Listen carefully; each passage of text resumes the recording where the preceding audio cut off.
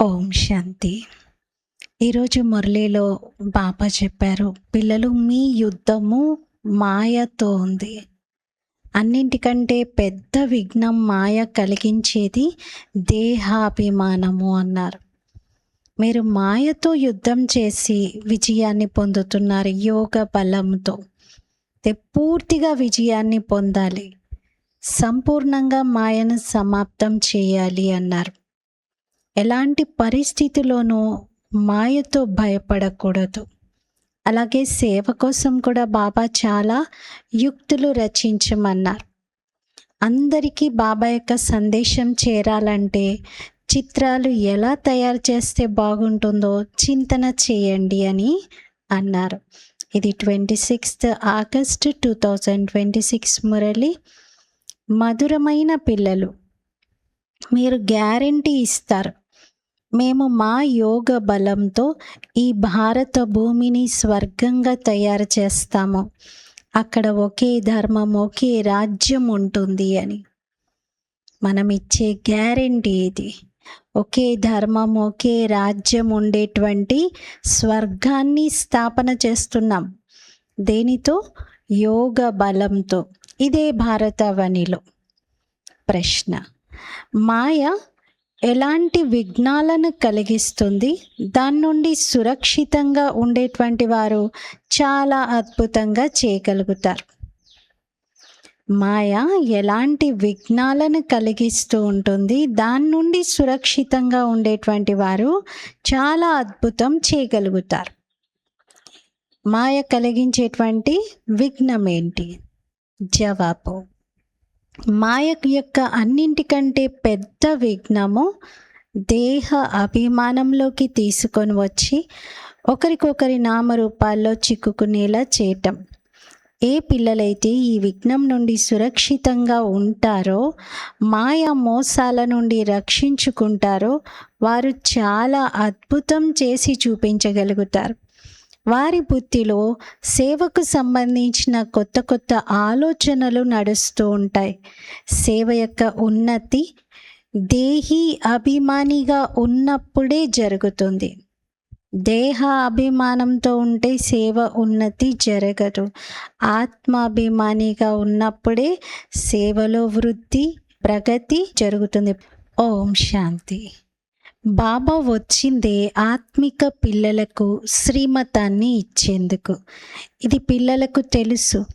ఇంకిప్పుడు కొద్ది సమయంలో ఈ డ్రామా ప్లాన్ అనుసారంగా మొత్తం కార్యమంతా జరిగేది ఉంది. మనం రావణపురిని విష్ణుపురిగా తయారు చేస్తూ ఉన్నాం. ఇప్పుడు బాబా అయితే గుప్తము, చదివించే చదువు కూడా గుప్తమే. సెంటర్స్ చాలా ఉన్నాయి. చిన్న చిన్న గ్రామాల్లో కూడా సెంటర్స్ ఉన్నాయి. పిల్లలు ఎంతోమంది ఉన్నారు. ఇంకా రోజు రోజుకి పిల్లల సంఖ్య పెరుగుతూనే ఉంటుంది. లిటరేచర్లో కూడా మీరు రాస్తారు, మేము ఈ భారత భూమిని స్వర్గంగా తయారు చేసి వదిలిపెడతాము అని. మీరు ఈ భారత భూమి అంటే చాలా ప్రేమను కలిగి ఉంటారు కదా. భారత భూమి అంటే మీకు చాలా ప్రేమ. ఎందుకంటే మీకు తెలుసు, ఇదే భారతవనిలో స్వర్గం ఉండేది. 5000 సంవత్సరాల క్రితం భారతదేశం చాలా సుసంపన్నంగా ఉండేటువంటిది. మీరు బ్రహ్మముఖ వంశావళి పిల్లలే ఈ జ్ఞానాన్ని కలిగి ఉన్నారు. ఈ భారత్ను శ్రీమతం అనుసారంగా ఇప్పుడు స్వర్గంగా తయారు చెయ్యాల్సిందే. ఈ భారత్ను శ్రీమతం అనుసారంగా స్వర్గంగా తయారు చెయ్యాల్సిందే. అందరికీ దారిని చూపించాలి. ఇంకెలాంటి గొడవల విషయాలు ఇక్కడ లేనే లేవు. పరస్పరంలో కూర్చొని సలహాలు తీసుకోండి. ఈ చిత్రాల ద్వారా ఎలా అడ్వర్టైజ్ చేస్తే బాగుంటుంది, కొత్త కొత్త విజ్ఞాపనలు ఎలా ఇస్తే బాగుంటుంది, వార్తాపత్రికల్లో కూడా ఈ చిత్రాలను ఎలా ముద్రించాలి, వీటికి సంబంధించినటువంటి డిస్కషన్స్ చేసుకోండి అంటున్నారు. పరస్పరంలో సెమినార్ చేయాలి. ఏ విధంగా గవర్నమెంట్ కూడా పరస్పరం కలుసుకుంటే సలహాలు తీసుకుంటారు. ఇప్పుడైతే యూత్ మెయిన్గా యంగ్ ఏజ్లో ఉన్నటువంటి వారివి మీటింగ్స్ పెట్టి గవర్నమెంట్ సలహాలు తీసుకుంటుంది. మీరు ఒక డెవలప్డ్ ఇండియా ఎలా ఉండాలి అని కలలు కంటున్నారు, ఎలా ఉండాలో మీ సలహాలు ఇవ్వండి అంటూ అందరి అభిప్రాయాలను సేకరిస్తున్నారు. బాబా అంటున్నారు, మీరు కూడా చిత్రాలను ఇంప్రూవ్ చేయడానికి పరస్పరం కూర్చొని ఒకరి అభిప్రాయాలు ఒకరు తీసుకోండి అంటున్నారు. భేదాభిప్రాయాలు ప్రపంచంలో చాలా ఉన్నాయి. వాటిని పరస్పరం కలిసి సరిదిద్దండి. అందరిలో ఉన్నటువంటి అనుమానాలు, నెగిటివ్ ఇంప్రెషన్స్ని తొలగించడానికి ఏం చేస్తే బాగుంటుందో మీరు ఆలోచించండి. భారత్ను మరల సుఖశాంతిమయంగా ఎలా చెయ్యాలి, సుఖశాంతుల స్థాపన ఎలా చెయ్యాలి, ఇలా మీరు ఆత్మిక పాండవ గవర్నమెంట్ పరస్పరం కలుసుకొని చర్చించండి.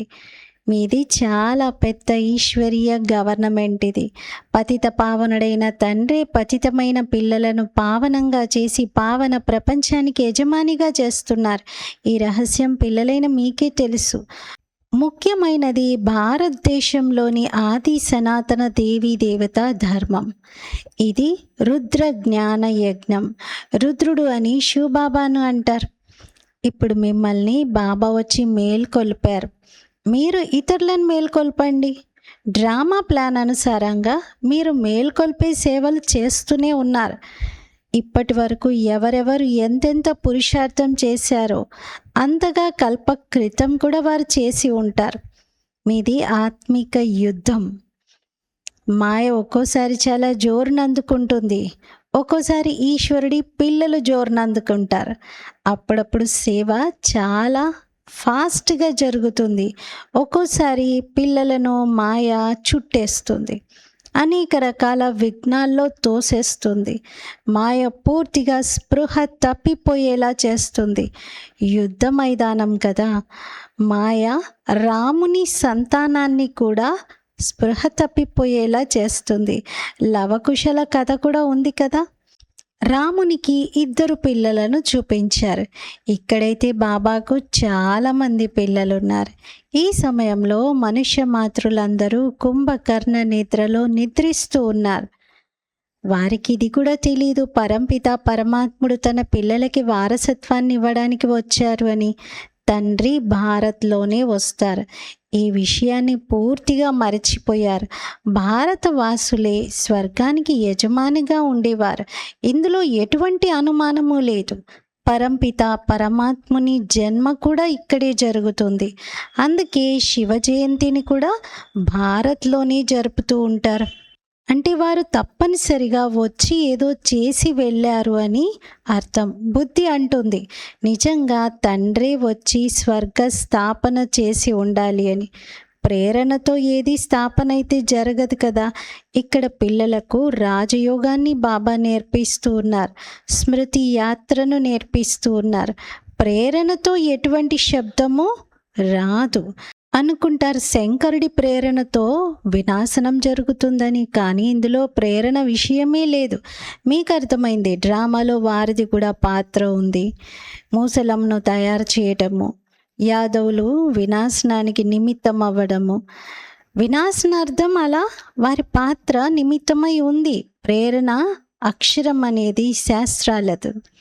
ఇందులో ప్రేరణ విషయమైతే లేదు. శాస్త్రాలలో ప్రేరణ అనే విషయాన్ని రాశారు.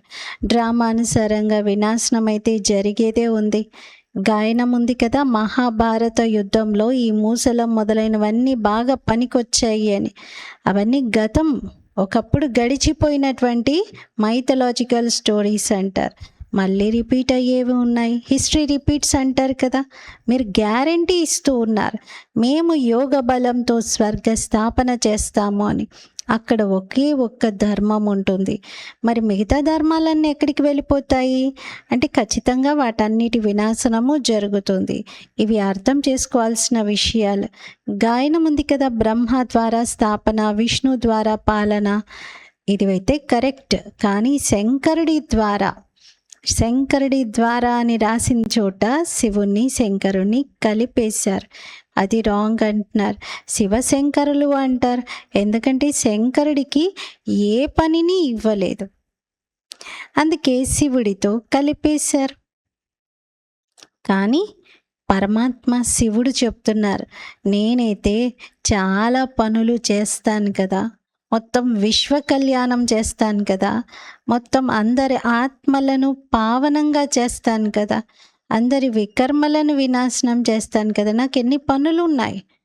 ఇన్ని పనులు చేసే నన్ను, నా ఐడెంటిటీని మార్చేశారు మీరు అని బాబా అంటున్నారు. శంకరుడితో కలిపేశారు. శంకరుడిదైతే పాత్ర అంటూ ఏమీ లేదు, సూక్ష్మ రూపమే ఉంది తప్ప ప్రాక్టికల్ పాత్ర ఏమీ కనిపించదు. శివుడి పూజ జరుగుతుంది. శివుడిని కళ్యాణకారి, జోలిని నింపేవాడు అని అంటారు. శివ పరమాత్మ అయిన మహా అంటారు. ఈ బ్రహ్మ కూడా ప్రజాపితనే కదా. బ్రహ్మ సో విష్ణు, విష్ణు సో బ్రహ్మ. ఇవి చాలా గుహ్యాతి గుహ్యమైన విషయాలు. ఇది కేవలం పిల్లలైన మీకే తెలుసు. సెన్సిబుల్ పిల్లల యొక్క బుద్ధిలో జ్ఞానం వెంటనే అర్థమైపోతుంది. మనుషులైతే ఏమీ అర్థం చేసుకోవటం లేదు, పతిత పావనుడైన తండ్రి ఎప్పుడొస్తారు అని. ఇప్పుడైతే ఇది కలియుగ అంతిమం. ఇంతకుముందు కలియుగ అంతిమము అన్నప్పుడు ఇంకా 40,000 సంవత్సరాలు ఉంటుందండి కలియుగం అని అనేవారు. అంటే ఇంకా 40,000 సంవత్సరాల వరకు ఇంకా పతితంగా అవుతారనే కదా అర్థం. మరి ఇంకా ఎక్కువ దుఃఖాలను సహించుకోవాల్సి వస్తుందనే కదా. మరి అంత దుఃఖాన్ని సహించుకోగలుగుతారా? కలియుగంలో అయితే సుఖం లేనే లేదు. ఏమీ తెలుసుకొని కారణంగా పాపం ఘోర అంధకారంలో పడి ఉన్నారు. ఇప్పుడు పిల్లలందరూ పరస్పరం కలుసుకొని సలహాలు తీసుకోవాలి, ఎలా సేవను పెంచుదామా అని. తండ్రి ప్లాన్ అయితే తెలియజేస్తూ ఉన్నారు, కానీ పిల్లలే పరస్పరంలో మీటింగ్ పెట్టుకోవాలి. చిత్రాలపైన మంచి రీతిగా అర్థం చేయించాలి. డ్రామా అనుసారంగా ఈ చిత్రాలన్నీ తయారవుతూ ఉంటాయి. పిల్లలకి తెలుసు, సమయం గడుస్తున్న కొలది ఉన్నది ఉన్నట్టుగా డ్రామా నడుస్తూ ఉంటుంది. పిల్లల యొక్క స్థితి ఒక్కోసారి ఉన్నతంగా, ఒక్కోసారి పూర్తిగా పడిపోయి ఉంటుంది. ఇది నడుస్తూ ఉంటుంది. బాబా కూడా సాక్షిగా చూస్తూ ఉంటారు. ఒక్కొక్కసారి పిల్లలపైన గ్రహచారం కూర్చుంటుంది, దాన్ని తొలగించుకునేటువంటి ప్రయత్నం చేయిస్తూ ఉంటారు. బాబా గడియ గడియ చెప్తారు, పిల్లలు నా స్మృతిలో ఉండండి. కానీ దేహ అభిమానంలోకి వచ్చేస్తారు. అందుకే ఇన్ని రకాలుగా దెబ్బలు తింటూ ఉంటారు. ఇందులో ఆత్మాభిమానిగా అవ్వాల్సి వస్తుంది, కానీ పిల్లల్లో దేహాభిమానం చాలా ఉంది. మీరు ఆత్మాభిమానిగా అవుతే బాబా స్మృతిలో ఉండగలుగుతారు. అప్పుడు సేవలో ఉన్నతి జరుగుతుంది. ఎంత ఉన్నత పదవిని పొందాలనుకుంటే అంత మీరు సేవలో నిమగ్నం అయిపోయి ఉండండి. అదృష్టంలో ఒకవేళ లేకపోతే ప్రయత్నం, పురుషార్థం కూడా చెయ్యరు. స్వయమే అంటారు, బాబా మాలో ధారణ జరగటం లేదు అని, బుద్ధిలో నిలవటం లేదు అని. ధారణ ఒకవేళ జరగకపోతే సంతోషం కూడా ఉండదు. ఎవరిలో ధారణ జరుగుతుందో వారు సంతోషంగా ఉంటారు అనుకుంటారు. శివబాబా స్వయంగా వచ్చారు అని. బాబా చెప్తున్నారు, పిల్లలు మీరు మంచి రీతిగా అర్థం చేసుకొని ఇతరులకు కూడా అర్థం చేయించండి. కొందరైతే సర్వీస్లోనే నిమగ్నం అయిపోతారు, పురుషార్థం చేస్తూ ఉంటారు. మీకు తెలుసు ఎంతెంత సమయం ఒక్కొక్క క్షణం గడుస్తూ ఉంటుందో అంతగా ఆ పాత్ర అంతా డ్రామాలో రికార్డ్ అయిపోతూ ఉంటుంది. మళ్ళీ అదే రిపీట్ అవుతూ ఉంటుంది. పిల్లలకే బాబా అర్థం చేయించారు. మీరు ఉపన్యాసం చేసే సమయంలో మీ ఎదురుగా అనేక రకాల మెంటాలిటీస్ ఉన్నటువంటి వారు వస్తారు. మీకు తెలుసు, కొందరు వేద శాస్త్రాలు, భగవద్గీత, రామాయణం అన్నిటి యొక్క పాండిత్యాన్ని కలిగి ఉన్నవారు ఉంటారు. మీరు వాటిపైన కూడా ఉపన్యాసం చేస్తారు. మరి మీకైతే ఖచ్చితంగా అన్నీ క్లియర్గా తెలిసి ఉండాలి. ఇక్కడ ఈశ్వరుడు స్వయం యొక్క మరియు తన రచన యొక్క ఆది మధ్యాంత రహస్యాలని అర్థం చేయిస్తున్నారని చెప్పండి. చిత్రాలలో ఎంత మంచి రీతిగా చూపించారు. పరమాత్ముడు ఎవరు అనేది చెప్పారు. ఈ విషయాలను ప్రొజెక్టర్ పైన మీరు అర్థం చేయించలేరు. ప్రదర్శిని చిత్రాల్లో అయితే ఎదురుగా నిలబడి ఉంటారు కాబట్టి మీరు అర్థం చేయిస్తూ, ప్రశ్నలు అడుగుతూ చక్కగా చెప్పగలుగుతారు. ఇప్పుడు గీతా భగవంతుడు ఎవరు అని అడగండి. జ్ఞానసాగరుడు ఎవరు? పవిత్రత, సుఖశాంతుల సాగరుడు, లిబరేటర్, ముక్తిదాత, మనకి మార్గదర్శి ఎవరు? శ్రీకృష్ణుడి విషయంలో అయితే అలా అనరు కదా. పరమాత్ముని మహిమనే వేరు. ముందుగానే రాయాలి. చక్కటి మంచి మంచి వాక్యాల్లో రాయండి అంటున్నారు. అందరి చేత మీరు అభిప్రాయాలను కూడా తీసుకోండి, సంతకం పెట్టించండి అంటున్నారు. బాబా మురళి చెప్తున్న సమయంలో పిచ్చుకలు పోట్లాడుకుంటున్నాయంట. హిస్టరీ హాల్లో పైన వెంటిలేషన్ దగ్గర పిచ్చుకలు గూళ్ళు పెట్టేవి. అక్కడ పిచ్చుకలు పోట్లాడుకుంటూ ఉన్నాయి. ఈ సమయంలో మొత్తం ప్రపంచంలో గొడవలు ఉన్నాయి. అందరూ పరస్పరంలో గొడవ పడుతూనే ఉన్నారు. 5 వికారాలు కూడా మనుష్యుల్లో చాలా అధికంగా ఉన్నాయి. ఇంకా జంతువుల విషయం ఏమీ లేదు అంటున్నారు. వికారి ప్రపంచం, వికారి మనుష్యులు అని అంటారు. కలియుగంలో ఉన్నది ఆసురీ సాంప్రదాయం, సత్యయుగంలో అయితే దైవీ సాంప్రదాయం.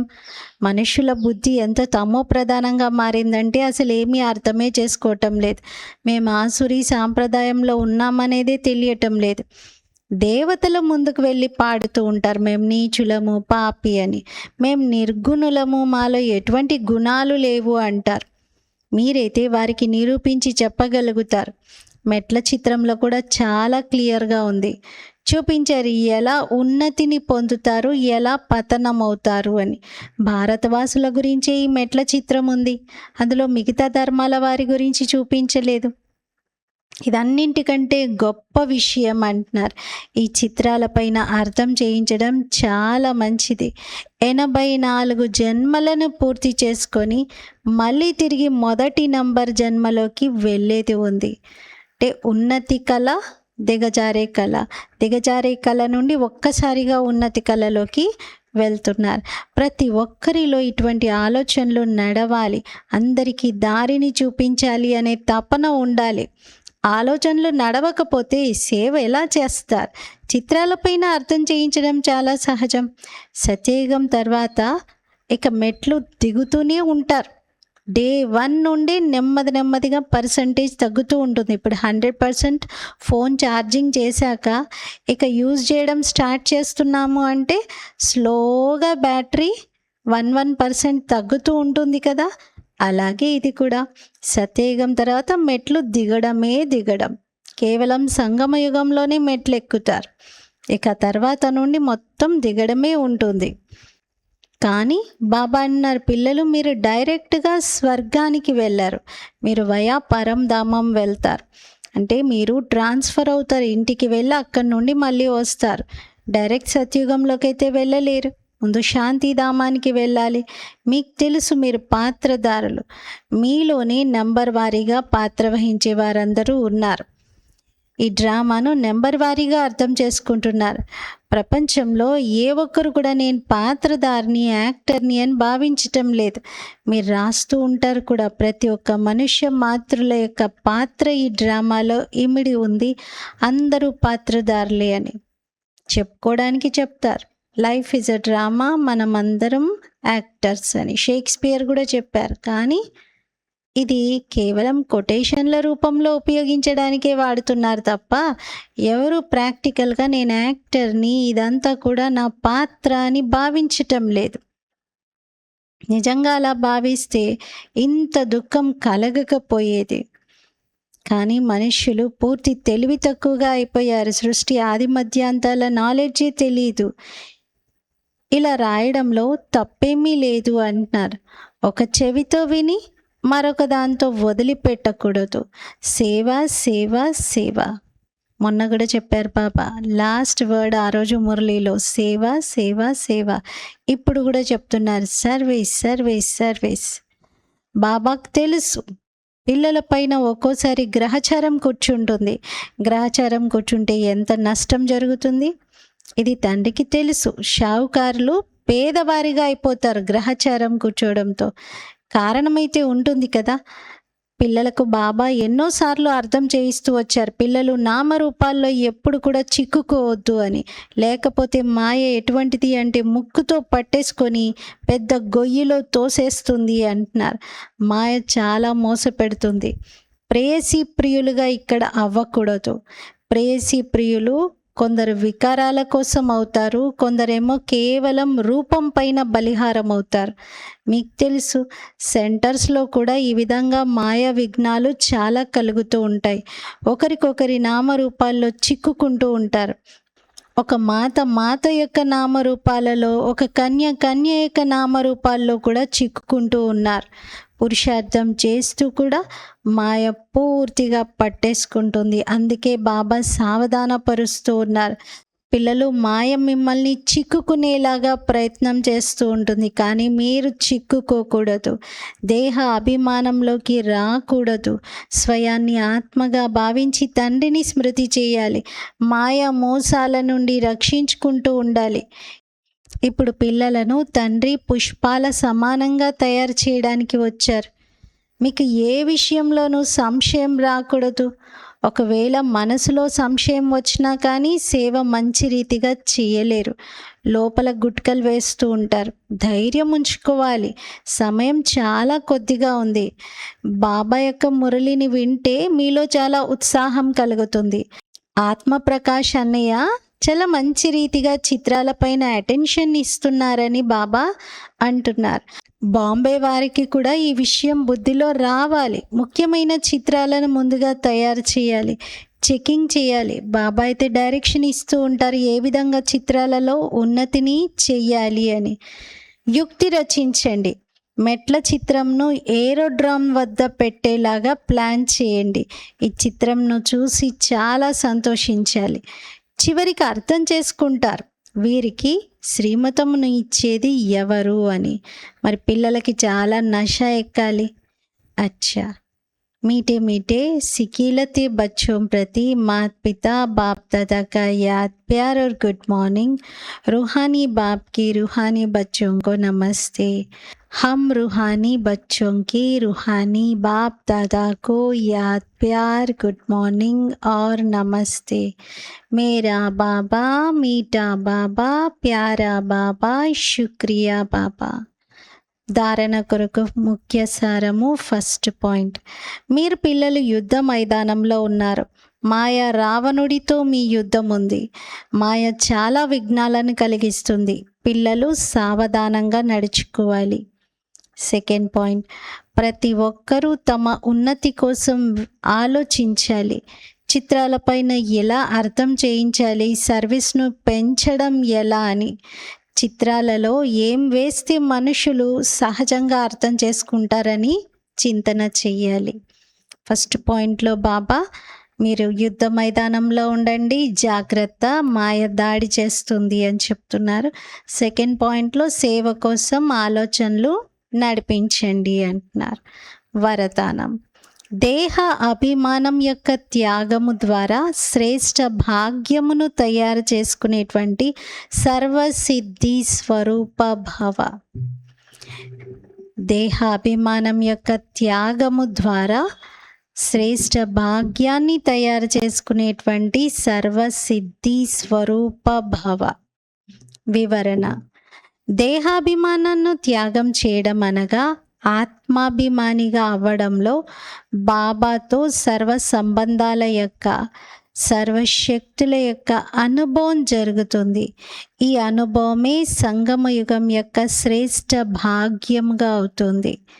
విధాత ద్వారా లభించినటువంటి ఈ విధిని పాటించడంతో వృద్ధి కూడా జరుగుతుంది. అలాగే సర్వసిద్ధులు కూడా ప్రాప్తిస్తాయి. దేహదారుల యొక్క సంబంధము లేక స్నేహంలో తమ కిరీటాన్ని, సింహాసనాన్ని, వాస్తవిక స్వరూపాన్నే వదిలిపెట్టేశారు. మరిప్పుడు భగవంతుడు స్వయంగా తండ్రి యొక్క స్నేహంలో దేహ అభిమానాన్ని త్యాగం చేయలేరా? ఈ ఒక్క త్యాగముతో అన్ని భాగ్యాలు ప్రాప్తిస్తాయి. స్లోగన్, క్రోధముక్తులుగా అవ్వాలనుకుంటే స్వార్థానికి బదులుగా నిస్వార్థులుగా కండి. కోరికల రూపమును పరివర్తన చేయండి. నిన్నటి స్లోగన్లో బాబా క్రోధానికి కారణము స్వార్థము మరియు ఈర్ష్య అన్నారు. ఈరోజు దానికి నివారణ చెప్తున్నారు. నిస్వార్థ భావంతో ఉండండి, నిస్వార్థంగా కండి, అప్పుడు క్రోధం నుండి ముక్తులవ్వగలుగుతారు. కోరికల రూపాన్ని పరివర్తన చేయండి అంటున్నారు. అవ్యక్త సూచన: అపవిత్రత యొక్క బీజాన్ని కూడా సమాప్తం చేసి సంపూర్ణ స్వచ్ఛంగా కండి. పవిత్రత ద్వారా మేము ప్రకృతిని కూడా పావనంగా చేస్తాము అని బాబాతో పాటుగా మీరందరూ కూడా బాధ్యతను తీసుకున్నారు. కావున ఈ సంకల్పాన్ని పూర్తి చేయడానికి బాప్దాదా ఏం కోరుకుంటున్నారంటే, విశ్వంలోని ప్రతి ఒక్కరూ ముందుగా మోహాన్ని జయించాలి, మోహముక్తులుగా అవ్వాలి. సాధనాల నుండైనా లేక వ్యక్తుల నుండైనా మోహముక్తులుగా అవ్వాలి. సాధనాలను ఉపయోగించడం వేరు, మోహం వేరు.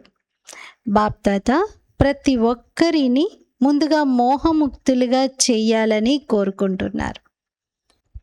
వస్తువులతో కానీ వ్యక్తులతో కానీ దేనితోనూ అటాచ్మెంట్ అనేది ఉండకూడదు. ఈరోజు స్వమానము: నేను సర్వసిద్ధి స్వరూప ఆత్మను.